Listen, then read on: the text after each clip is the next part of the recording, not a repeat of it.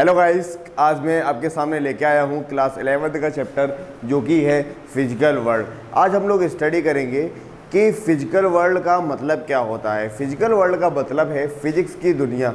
तो आज हम लोग देखते हैं कि फिजिक्स की जो दुनिया है ये कितनी इंटरेस्टिंग है, कितनी रोमांच से भरी हुई है और इसमें क्या क्या नए नए फैक्ट्स हैं और इसमें क्या क्या चीज़ें हम लोग पढ़ेंगे फिज़िक्स में। इन सब चीज़ों को डिस्कशन हम लोग करेंगे फिजिकल वर्ल्ड के बारे में। क्योंकि अगर हम लोगों को फिज़िक्स पढ़ने से पहले ये पता पड़ जाए कि फ़िज़िक्स में हम लोग किन किन चीज़ों को स्टडी करेंगे तो फिज़िक्स पढ़ना हम लोगों के लिए बहुत ईजी हो जाता है। जैसे अगर मैं कहीं घूमने जाऊँ, जैसे मैं अगर जयपुर जाना चाहता हूँ, अगर मुझे पता हो कि जयपुर में कौन कौन से रिसोर्ट्स हैं, कौन कौन से रेस्टोरेंट्स हैं, कहाँ कहाँ पर क्या क्या चीज़ मिलती है, अगर मुझे पूरा इन्फॉर्मेशन हो जाए हिस्ट्री जोग्राफ़ी किसी भी प्लेस के बारे में, तो वहाँ पर जाकर एंजॉय करने का मज़ा कुछ और ही हो जाता है। इस टाइप से अगर मुझे फ़िज़िक्स के बारे में ये पता पड़ जाए कि फ़िज़िक्स में क्या क्या चीज़ों को हम लोग क्लास 11 में स्टडी करना है, क्या क्या चीज़ों को क्लास 12 में स्टडी करना है, कौन कौन सी ब्रांचेज़ होंगी, इन सब चीज़ों को पता लगा लेने से हम लोगों के लिए फ़िज़िक्स बहुत ही ईजी हो जाएगा। तो आइए चलते हैं, हम लोग डिस्कशन करते हैं कि फिजिकल वर्ल्ड में फ़िज़िक्स को क्या कहते हैं, ये होता क्या है। सबसे पहले तो ये है कि साइंस का जो physics is the part of science, तो इसमें सबसे पहली चीज़ साइंस क्या होती है। साइंस क्या होती है ये बहुत बड़ा फैक्ट है, क्योंकि जब आप लोग क्लास 11th में आते हैं तो आपको बताया जाता है, आपसे पूछा जाता है कि आप साइंस लोगे, आर्ट्स स्ट्रीम लोगे या कॉमर्स स्ट्रीम लोगे। आप लोग जानते हैं कि साइंस का मतलब है फिज़िक्स, केमिस्ट्री, बायोलॉजी, और आर्ट्स एंड कॉमर्स अलग है, लेकिन ऐसा नहीं है। आर्ट्स एंड कॉमर्स अलग है वो तो ठीक है, लेकिन साइंस का मतलब फिज़िक्स, केमिस्ट्री, बायोलॉजी नहीं है। साइंस जो वर्ड है वो साइंटिया नाम का एक वर्ड था लैटिन लैंग्वेज में, जिससे आया है साइंटिया। साइंटिया का मतलब होता है to know about everything related to our nature. Nature को स्टडी करना, नेचर के फिनोमिनास को पढ़ना, नेचर के लॉज को जानना साइंस होता है। और साइंस बेसिकली कई सारी ब्रांचेस में डिवाइड है, लेकिन 11th और 12th क्लास में हम लोग केवल 3 ब्रांचेस को स्टडी करेंगे, जो कि है फिज़िक्स, केमिस्ट्री एंड बायोलॉजी। इसके अलावा एस्ट्रोनॉमी भी साइंस का पार्ट है, एस्ट्रोलॉजी भी साइंस का पार्ट है, जियो फिज़िक्स, और इसके अलावा और भी कई सारी ब्रांचेस हैं जो कि हम लोग 11th में स्टडी नहीं करेंगे, 11th 12th में हम लोग स्टडी नहीं करेंगे। अच्छा, अब देखिए, सबसे पहली चीज़ आर्ट्स क्या होता है और कॉमर्स क्या होता है। आर्ट्स का मतलब जैसे मेरे अंदर एक हुनर छुपा हुआ है, मेरे अंदर एक कला है, उस कला को मैं लोगों के सामने निकालता हूँ, निकाल के दिखाता हूँ, तो इसको आर्ट्स कहते हैं। जैसे कि मुझे इंग्लिश स्पीकिंग करना बहुत अच्छा लगता है, अगर मैं इंग्लिश स्पीकिंग डेली 15 मिनट आधा घंटे करता हूँ तो क्या होता है कि इंग्लिश में बहुत अच्छा हो जाऊँगा। जैसे मुझे कैलकुलेशन करना बहुत अच्छा लगता है, अगर मैं कैलकुलेशन डेली करता हूँ 2 घंटे 3 घंटे, तो क्या होता है मेरी कैलकुलेशन स्किल जो होती है वो डेवलप होना स्टार्ट हो जाती है। मुझे डांस का बहुत शौक़ है, मैं डांस करना की प्रैक्टिस करता हूँ, तो क्या होता है कि मेरी जो डांसिंग स्किल है वो डेवलप हो जाती है। तो अपने अंदर के छुपे हुए हुनर को निकालना ये आर्ट होती है, और इसमें हम लोग पढ़ते भी हैं। लैंग्वेज सब्जेक्ट्स जो हैं वो आर्ट के पार्ट होते हैं। जितने भी लैंग्वेज सब्जेक्ट हैं, जैसे सपोज दैट मुझे फ्रेंच सीखना है, मैं फ्रेंच सीखने के लिए मैंने उसकी बहुत प्रिपरेशन की, मैंने उसकी वोकेबलरीज ढूंढी, बहुत सारी प्रिपरेशन की। ये सब इससे क्या हुआ, मेरा स्किल डेवलप हुआ। स्किल को डेवलप करना, स्किल को बढ़ा देना, वो होता है आर्ट्स। लेकिन उसमें कभी भी हम लोग ये नहीं पूछते कि स्किल को हम लोग डेवलप क्यों कर रहे हैं। जैसे हमने इंग्लिश को पढ़ा तो इंग्लिश हमें क्यों आ गई, कैसे आ गई, क्यों, वो तो नॉर्मली अगर हम लोग किसी कॉन्सेप्ट को पढ़ते हैं तो हम लोग उस चीज़ के बारे में वैसे ही समझ जाएंगे। लेकिन अगर बात की जाए साइंस की, तो साइंस थोड़ा सा अलग है। साइंस में हम लोग क्या करते हैं, ऑर्गेनाइज्ड नॉलेज होती है साइंस। साइंस का मतलब होता है ऑर्गेनाइज्ड नॉलेज।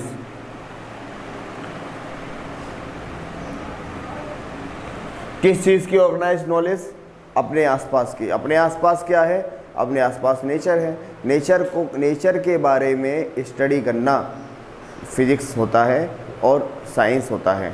अब इसमें जो भी अपने आसपास चीज़ें हैं, अपने आसपास जैसे देखा कि कभी देखा सुबह के टाइम सन ईस्ट से निकला, शाम के टाइम वेस्ट पे डूब गया। कभी बारिश होती है, कभी तूफान आता है, कभी हवा इधर से आती है, कभी हवा उधर से आती है, कभी बादल आधे साल इधर से आते हैं, आधे टाइम उधर से आते हैं। ऐसा क्यों? इस सब को जानना, इन सब को जानना और इनके लॉज बनाना, इनको समझना साइंस होता है। स्टार्टिंग टाइम पे क्या होता था कि जो साइंस थी वो साइंस के नाम से कोई भी नहीं इसको जानता था। शुरुआत में क्या हुआ कि ये फ़िलॉसफी होती थी, इसको लोग फ़िलॉसफी के नाम से जानते थे। जब सिविलाइजेशन स्टार्ट हुई, जब लोगों में सोचने समझने की क्षमता आई, तो लोग हर चीज़ के बारे में अपने अपने स्टेटमेंट्स देते थे। जैसे मुझे ये चीज़ पसंद है, मैं ये चीज़ करना चाहता हूँ, आपको ये चीज़ पसंद है, आप ये करो। इस टाइप से क्या होता था कि हर इंसान अपने अपने अलग अलग एरिया से जुड़े हुए फैक्ट्स देता था हर किसी के सामने। लेकिन क्या हुआ, आगे चल के लोगों का नॉलेज बहुत बढ़ गया। जब लोगों का नॉलेज बहुत बढ़ गया, लोगों ने बहुत ज़्यादा स्टेटमेंट्स देने स्टार्ट किए, तब क्या किया कि छोटे छोटे ब्रांचेस बनाए गए और बताया गया आपको इस चीज़ के बारे में ज़्यादा नॉलेज है, आप ये चीज़ बताइए, ये चीज़ लोगों को पढ़ाइए। आपको इस चीज़ के बारे में नॉलेज है, आप ये चीज़ पढ़ाइए। तो उसके बाद में जब लोगों का नॉलेज बहुत बढ़ गया, लोग बहुत ज़्यादा स्टेटमेंट्स देने लगे, तब उसको बोला गया साइंस। और इसमें इसको ब्रांचेस में बदला गया। तो पहली ब्रांच अपने सामने निकल के आई फिजिक्स। अब सबसे बड़ा सवाल है कि फिजिक्स है क्या? ये बहुत बड़ा सवाल है, क्योंकि फिजिक्स का ना तो फिजिक्स एक ऐसा ब्रांच है जिसमें हम लोग पहले तो नेचर को स्टडी करते हैं। दूसरी चीज़, फिजिक्स में हर चीज़ अपने चारों तरफ जो हो रही है, जैसे मैं आपसे कम्युनिकेट कर रहा हूँ, बात कर रहा हूँ, अपने आसपास हवा चल रही है, पेड़ पौधे हिल रहे हैं, हर चीज़, सन निकल रहा है, सुबह शाम को डूब जाता है, रात हो रही, दिन हो रहा है, सारे फिनोमिनास फिजिक्स में आते हैं। और फिजिक्स में हम लोग इन सारे फिनोमिनास को स्टडी करते हैं। टेक्नोलॉजी फिजिक्स की देन है। आज के टाइम पे एटम से लेके एटम्स, जो कि एक बहुत छोटा एलिमेंट है, उससे लेके पूरा बड़ा यूनिवर्स तक हर चीज़ में फ़िज़िक्स अप्लाई होता है। और लेकिन फ़िज़िक्स को स्टडी हम लोग करते हैं साइंटिफिक मेथड से, क्योंकि साइंस का मतलब है चीज़ों को समझना, उनको वेरीफाई करना और उसके बाद में उसका लॉ बनाना लोगों के लिए, जिससे कि लोग चीज़ों को समझ सकें। लेकिन अंधविश्वास नहीं होता साइंस। अंधविश्वास और साइंस दोनों अलग अलग होते हैं। जैसे कि अगर मैंने बोला कि मेरे दादाजी कहते थे कि घर के सामने एक पेड़ लगा दो तो मनोकामनाएं पूरी हो जाएंगी। ये क्या है? अंधविश्वास, क्योंकि इसके पीछे कोई लॉजिकल फैक्ट नहीं है। लेकिन अगर हम बोलें कि क्यों ऐसा क्या है, इसके अगर हम लोग उसको सोच लें, इसको बारीकी से जानने की कोशिश करें, तो वहाँ पर वो जो नॉलेज है वो ऑर्गेनाइज नॉलेज निकल के आती है। यानी उस पर हमने डिस्कशन किया, कॉन्सेप्ट्स बनाए और हमने उसको बताया।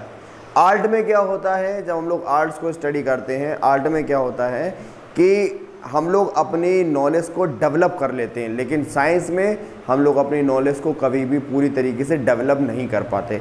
जैसे आज हमने एक लॉ बनाया, तो क्या पता आगे चल के कुछ सालों बाद वो फेल हो जाए, नया कोई साइंटिस्ट आए, वो उसके बारे में न्यू लॉ बना दे। तो जो साइंस की स्टडी होती है वो लिमिटेड नहीं होती, पूरी तरीके से अनलिमिटेड होती है, क्योंकि नए नए लॉज बनते रहते हैं। तो आइए जानिए सबसे पहले कि साइंस को स्टडी करने के लिए क्या क्या फैक्टर्स हैं जो हम लोगों के लिए बहुत ज़रूरी हैं, जिससे हम लोग साइंस को अच्छे से समझ सकते हैं, फिज़िक्स को समझ सकते हैं। तो सबसे पहली चीज़, फिज़िक्स को समझने के लिए सबसे पहली चीज़ है साइंटिफिक मेथड से नेचर के लॉज को स्टडी करिए। मैं कुछ साइंटिफिक मेथड्स बताता हूँ जिससे आप नेचर को स्टडी कर सकते हैं। Methods to study nature. पहला होता है मेथड ऑब्जर्वेशन। ऑब्जर्वेशन का मतलब है कोई भी फिनोमिना जैसे आपने देखी, सबसे पहले आप उसको देखिए समझिए, सोचिए उसके बारे में कि ऐसा क्यों हो रहा है। जैसे मैंने देखा कि सुबह में उठा, मैंने देखा कि आज बारिश हो रही थी, मैंने देखा था पानी ऊपर से टपक रहा था। अब ये पानी ऊपर से नीचे ही क्यों टपक रहा है, नीचे से ऊपर क्यों नहीं जा रहा? तो मैंने ये देखा कि बारिश ऊपर से नीचे इसलिए जा रहा। तो सबसे पहली चीज़ है कि जो भी नेचुरल फिनोमिना आसपास हो रहा है उसको आप ऑब्ज़र्व करिए, उसके बारे में सोचिए। जैसे मैंने देखा कि अपनी जो नदियां हैं, नदियों में पानी हिमालय से समुद्र की तरफ जाता है, समुद्र से हिमालय की तरफ क्यों नहीं जाता? तो हमने सोचा कि जिस तरफ ढाल होती है पानी उस तरफ ज़्यादा बहता है, और इसको हमने फिर बाद में जाके एक्सपेरिमेंट किया। अपनी लेबोरेटरी में जाके हमने एक बर्तन लिया, उस बर्तन में पानी भरा, हमने उसको ऐसे टेढ़ा किया तो देखा कि पानी ऊपर से नीचे ही आता है। ये ऐसा कैसे हुआ? हमने सोचा कि इसमें ग्रेविटी थी, ग्रेविटी उसको अपनी तरफ नीचे अट्रैक्ट करती थी, जिसकी वजह से पानी जो है वो ऊपर से नीचे आता था। तो हम समझ गए कि ढाल पे पानी बहता है, ऊपर से नीचे आता है, अपर सरफेस से लोअर सरफेस की तरफ जाता है। जैसे हमने ये देखा कि अगर हम लोग पानी को फैलाएं किसी बर्तन में भर के तो पानी ऊपर से नीचे ही आता है, नीचे से ऊपर नहीं जाता। ऊपर से नीचे क्यों आता है? यानी कि पानी पर कोई फोर्स लगा रहा है। वो कौन फोर्स लगा रहा है? अर्थ फोर्स लगाती है, ग्रेविटी का फोर्स, जिसकी वजह से पानी ऊपर से नीचे ही गिरता है। तो ये सब क्या था? ऑब्जर्वेशन। चीज़ों को देखा और उनके लॉज बनाए, उनको समझा। अभी लॉज भी नहीं, अभी तो केवल समझा, उनको समझा और उसको बताने की कोशिश की। अब आगे ज़्यादा अच्छी तरीके से चीज़ों को समझने के लिए कंट्रोल्ड एक्सपेरिमेंट बहुत ज़रूरी है। कंट्रोल्ड एक्सपेरिमेंट्स, देखिए कंट्रोल्ड एक्सपेरिमेंट इसलिए ज़रूरी होते हैं क्योंकि कभी भी फिजिक्स को हम लोग किताबों से नहीं सीख सकते। कोई भी बुक आपके पास मैं दे दूंगा आपको लाके और आपसे बोलूँगी आप फिजिक्स को लो और पूरा पढ़ लो, आप समझ जाओगे, ऐसा नहीं हो सकता। आप लैंग्वेज सब्जेक्ट को समझ सकते हैं पढ़ के, लेकिन फिजिक्स को नहीं समझ सकते। उसके लिए सबसे पहली चीज़ है, सबसे ज़्यादा ज़रूरी है, वो है प्रैक्टिकल लैब। क्योंकि लैब में जाकर हम चीज़ों को एक्सपेरिमेंट करते हैं और उनके एक्सपेरिमेंट से हम लोगों को जो नॉलेज होता है या हम लोगों को जो एक्सपीरियंस होता है उससे हम लोग फिजिक्स को समझ पाते हैं। जैसे कि मैंने बोला कि बंद करना, तो कंट्रोल एक्सपेरिमेंट में क्या होता है कि लैब में जाकर छोटे छोटे एक्सपेरिमेंट्स को करना और उनको समझना, इससे हम लोग फिजिक्स को स्टडी कर सकते हैं। जैसे जो भी नेचर में हुआ अपने आसपास, हमने क्या किया, उसको अपने लैब में जाकर एक्सपेरिमेंट किया। जैसे कि हमने देखा कि एक मेरे पास में एक बल्ब है और मेरे पास में एक बॉल है। ओए बंद कर, क्या कर रहा है यार? अरे क्या रहा है? तो देखिए सेकेंड पॉइंट होता है कि कंट्रोल एक्सपेरिमेंट के बाद हम लोग आते हैं। यार एक मिनट बंद करो यार, तुमने वीडियो गड़बड़ करा दिया यार।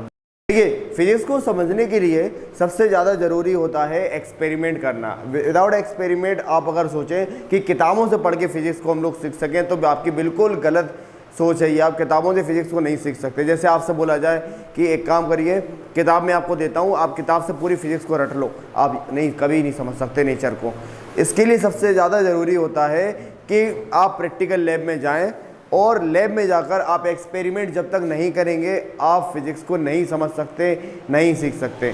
अच्छा, तो फिजिक्स को समझने के लिए सबसे ज़्यादा ज़रूरी है कंट्रोल्ड एक्सपेरिमेंट। आप कंट्रोल्ड एक्सपेरिमेंट जब तक नहीं करेंगे तब तक आप चीज़ों को नहीं समझ सकते। जैसे कि मैं एक एग्जांपल बताता हूँ। जैसे मेरे हाथ में एक बल्ब है और मेरे हाथ में एक बॉल है।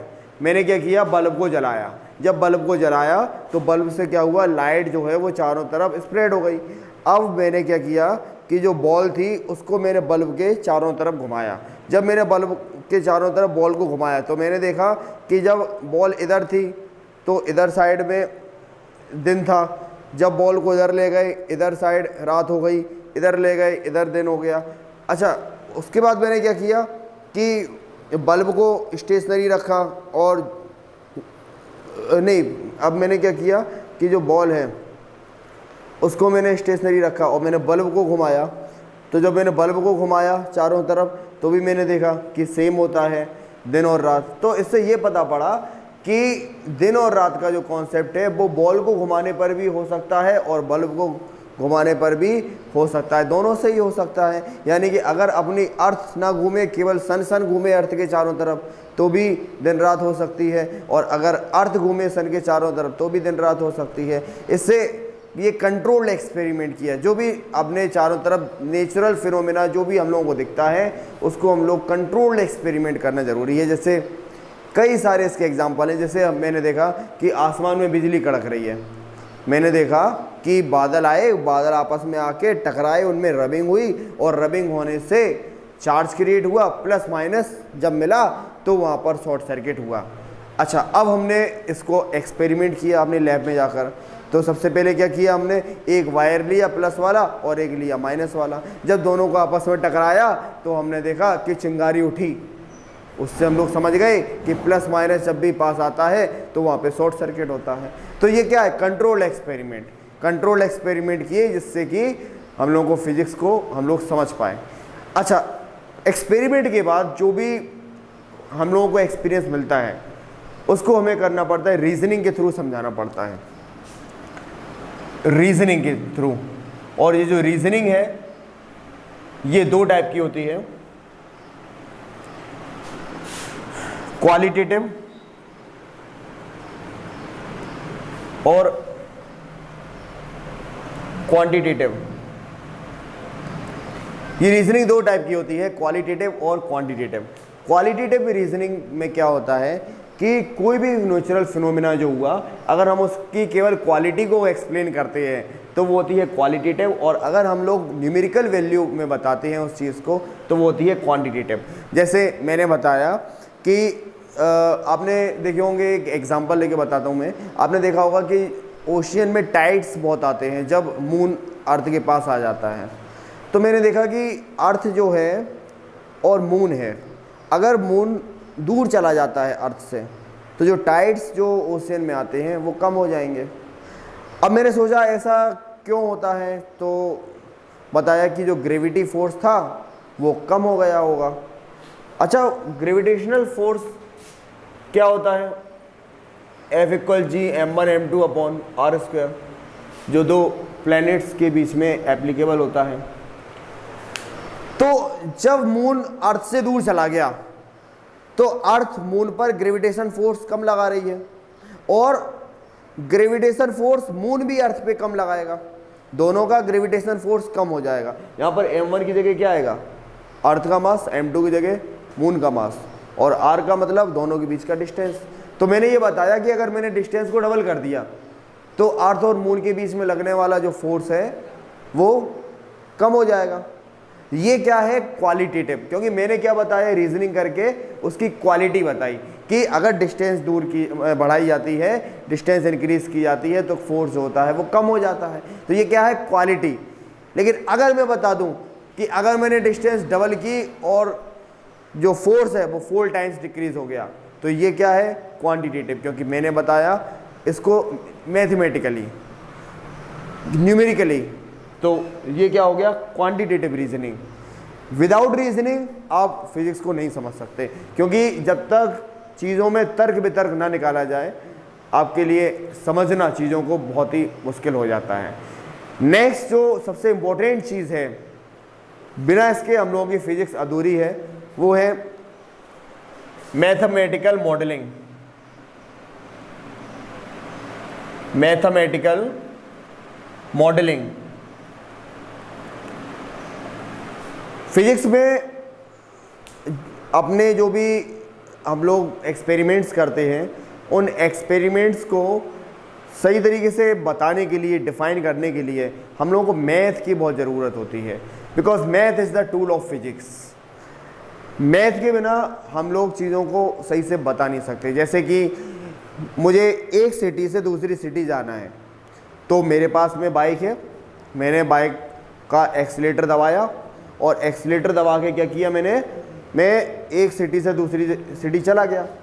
जब मैं एक्सीलेटर ज़्यादा तेज़ दबाता हूँ तो क्या होता है कि मैं ज़्यादा जल्दी चला जाता हूँ। एक्सीलेटर स्लो दबाता हूँ मुझे ज़्यादा टाइम लगता है। अब मैंने कितनी तेज़ एक्सीलेटर दबाया कि मैं कितनी जल्दी पहुँच गया अदर सिटी में, कितनी तेज़ मैंने गाड़ी को चलाई, तो कितनी स्पीड मेरी होनी चाहिए। जैसे मैंने बोला कि एक सिटी से दूसरी सिटी की डिस्टेंस 100 किलोमीटर है और मुझे वहाँ इस सिटी से दूसरी सिटी जाना है 2 घंटे में, तो मैं अपनी गाड़ी को कितनी स्पीड से चलाऊं कि मैं अपनी गाड़ी को एक सिटी से दूसरी सिटी में एक गिवन टाइम में पहुंचा दूं। तो अगर मैं इस चीज़ को एक्सप्लेन करूं कि कितना स्पीड होनी चाहिए, कितना एक्सेलरेशन हुआ, कितना टाइम लगा, इन सब चीज़ों को बताने के लिए हम लोगों को मैथमेटिकल मॉडलिंग की बहुत ज़रूरत होती है, क्योंकि बिना मैथमेटिक्स के फिजिक्स का ज्ञान अधूरा है, हम लोग चीज़ों को डिफाइन नहीं कर सकते। इसलिए math is the tool of physics. Next चीज़ क्या होती है? प्रिडिक्शन। नेक्स्ट चीज़ होती है फिजिक्स को समझने के लिए, वो होती है प्रिडिक्शन। प्रिडिक्शन का मतलब है कि चीज़ों को प्रिडिक्ट करना। जैसे आपने न्यूटन का नाम सुना होगा, बहुत ही बड़े साइंटिस्ट थे फिजिक्स के। उन्होंने अपनी एक थ्योरी बनाई। उन्होंने देखा कि जैसे सुबह सुबह जब अपने घर का हम लोग दरवाज़ा खोलते हैं तो बहुत सारी जो लाइट है वो घर के अंदर एंटर कर जाती है। न्यूटन ने इसको देखा और न्यूटन ने बताया कि लाइट स्ट्रेट फॉर्म में ट्रेवल करती है। उन्होंने एक प्रिडिक्शन दिया। फिर एक साइंटिस्ट आई हाइगन, उन्होंने बोला कि लाइट जब स्ट्रेट फॉर्म में ट्रेवल करती है तो ये पूरे कमरे में फेल कैसे जाती है, क्योंकि लाइट को तो एक ही लाइन में जाना चाहिए, एक जगह टकराना चाहिए, फिर ये पूरे रूम में स्प्रेड कैसे हो गई? तो लाइट इसका मतलब स्ट्रेट नहीं चलती। फिर सोचा गया कि ऐसा कैसे हुआ, तो उन्होंने बताया कि जैसे पानी है, अगर मैं एक कमरे में पानी फैला दूँ तो वो बहता बहता एक कमरे से दूसरे कमरे में चला जाता है। वैसे ही लाइट है, अगर एक रूम में जाए तो एक रूम से होती होती दूसरे रूम में चली जाती है। तो लाइट स्ट्रेट चलती है या बहते हुए चलती है? तो आंसर है बहते हुए चलती है। अब स्ट्रेट चलती है, ये चीज़ तो हमें पढ़ाई जाती थी क्लास 10 तक, लेकिन लाइट बहती हुई चलती है। किसके फॉर्म में बहती हुई चलती है? तो आंसर है वेव के फॉर्म में बहती हुई चलती है। इसके बारे में बताया गया और जिससे हम लोगों की एक ब्रांच बन गई, जिससे हम लोग वेव ऑप्टिक्स पढ़ते हैं, वेव ऑप्टिक्स कहते हैं। क्लास 12th में हम लोग इसको स्टडी करते हैं। तो कहने का मतलब है कि जब इन सब चीज़ों को हम लोग देख लेते हैं, फिर बाद में हम लोग अपने अपने प्रेडिक्शंस लगाना स्टार्ट करते हैं कि ये चीज़ मैंने देखी तो इस चीज़ से ये होगा, वो चीज़ मैंने देखी तो इस चीज़ से ये होगा। ये सब क्या है? हम लोगों की प्रेडिक्शन है। और अगर हम लोगों की प्रेडिक्शन सही होती है तो हम लोग इसको वेरीफाई करते हैं। तो नेक्स्ट स्टेप जो होता है वो होता है वेरिफिकेशन। फिजिक्स का कोई भी साइंटिस्ट जब कोई भी लॉ बनाता है तो वो लॉ यूं ही वेरीफाई नहीं हो जाता। जैसे मैंने कोई चीज़ को बताया तो ऐसा नहीं है कि लोग ऐसे ही उस चीज़ को मान लें, उसके लिए मुझे कई सारी चीज़ें करनी पड़ती हैं, जैसे observation, controlled experiment, reasoning, mathematical modelling, फिर लास्ट में जाके हम उस लॉ को वेरीफाई कर पाते हैं। वेरिफिकेशन करने का मतलब है, जैसे मैंने कोई भी फिनोमिना को बताया, जैसे मैंने बताया कि मेरे पास फाउंटेन है, मेरे घर में लगा हुआ है, फाउंटेन में पानी जो है वो ऊपर जाता है, और जब पानी ऊपर जाता है तो जो सन है वो सन की लाइट उस पानी पे गिरती है, और पानी क्या करता है, उस सन की लाइट को अलग अलग कलर्स में सेपरेट कर देता है। वो अलग अलग कलर्स में सेपरेट कर दिया, एक रेनबो बना देता है। तो हमने ये सोचा कि सन में पहले से ही 7 कलर होंगे, और उसने क्या किया, 7 कलर्स को अलग अलग तरीके से सेपरेट कर दिया। तो इस टाइप का एक मैंने वेरिफिकेशन दिया, इस लॉ को बनाया। अब उसको अगर हम लोग और लोगों को बताते हैं, अगर वो लोग मानते हैं कि नहीं ये चीज़ जो बताई है आपने ये सही है, अगर वो मानते हैं तो हमारा दिया हुआ कोई भी जो लॉ होता है वो माना जाता है, उसको सेटिस्फेक्शन होता है, उसका वेरिफिकेशन है सेटिस्फैक्ट्री। और अगर हमारा जो भी लॉ है अगर उसमें कोई भी मिस्टेक निकलती है तो उसके लिए हम लोग को दोबारा से उसकी स्टडी करनी पड़ती है और दोबारा से हमें लॉ बनाना पड़ता है, क्योंकि physics is not limited, physics is unlimited. And ऐसा नहीं हो सकता कि हम लोगों ने जो लॉ बनाया फिजिक्स में वो हमेशा चलता रहे और वो बिल्कुल पत्थर की लकीर हो गई, मिटने वाली नहीं है, ऐसा नहीं हो सकता। अच्छा, अब सबसे पहली चीज़, फिजिक्स में दो चीज़ें जो हैं वो बहुत ही ज़रूरी हैं, दो वर्ड। पहला वर्ड है यूनिफिकेशन।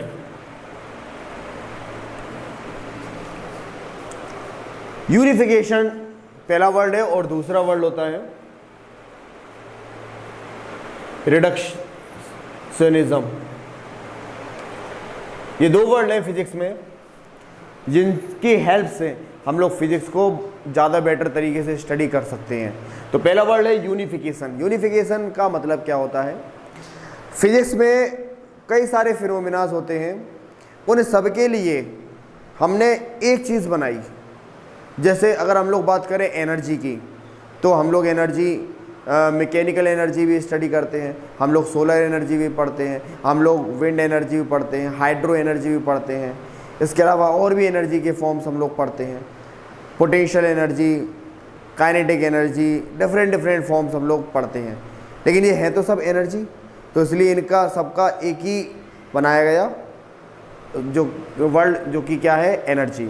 और सबके लिए यूनिट भी एक ही रखी गई जो कि क्या है, जूल।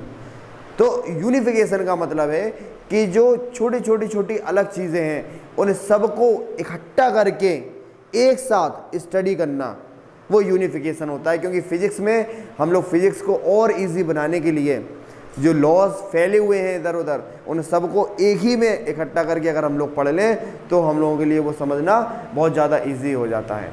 जैसे एक साइंटिस्ट का नाम सुना होगा आपने, अल्बर्ट आइंस्टाइन। अल्बर्ट आइंस्टाइन एक ऐसे साइंटिस्ट थे जिन्होंने माना था कि जो अपने नेचर में 4 फंडामेंटल फोर्सेस होते हैं, वो 4 फंडामेंटल फोर्सेस नहीं होते, केवल एक ही फोर्स होता है जो पूरे अपने नेचर को चलाता है। उन्होंने कहा कि उस फोर्स से हम लोग ग्रेविटेशन फोर्स भी पढ़ सकते हैं, उससे हम लोग इलेक्ट्रिक फोर्स भी, न्यूक्लियर फोर्स भी, हर फोर्स को कंट्रोल कर सकते हैं। इसके लिए उन्होंने स्ट्रिंग थ्योरी बनाई। तो इसी टाइप से क्या है कि कई चीज़ों को, अलग अलग चीज़ों को एक साथ मिलाकर स्टडी करना यूनिफिकेशन कहलाता है। जैसे कि मेरे पास एक सेव है, मैंने उसको छोड़ा, नीचे गिर गया वो। अच्छा, एक मैंने ये देखा एक्सपेरिमेंट करके, दूसरा एक्सपेरिमेंट मैंने ये देखा कि मून है वो अर्थ के चारों तरफ घूमता है, दूसरा एक्सपेरिमेंट ये देखा।